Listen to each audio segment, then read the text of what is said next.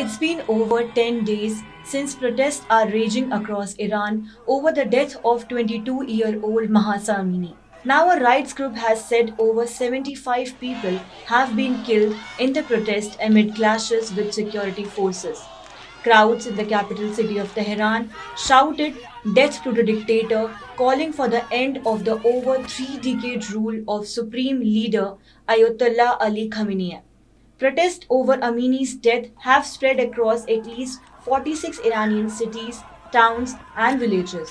The reports shows that at least 41 protesters and police have been killed since the protest began on September 17th. Official statements by authorities puts the death toll to at least 13, with more than 1,200 demonstrators arrested. The Iranian government has dismissed the latest protest as a foreign plot rather than an expression of public outrage over the death of a woman detained only because her mandatory headscarf or hijab wasn't to the morality police's liking. Pro government marches in Tehran and other cities echoed the official line, with some marchers chanting, American mercenaries are fighting the religion.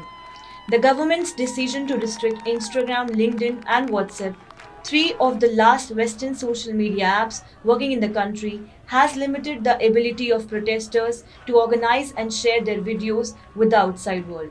Instead, only short clips find their way out, including those of security forces firing at protesters and women defiantly cutting off their hair and burning their hijabs.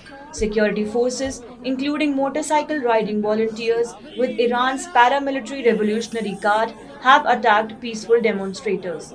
There's also been footage of apparent demonstrators setting fires, flipping over police cars, and fighting back against riot police.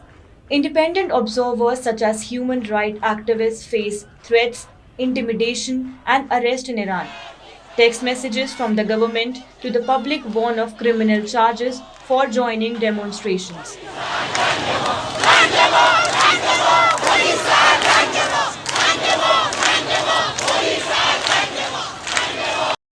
Here we go.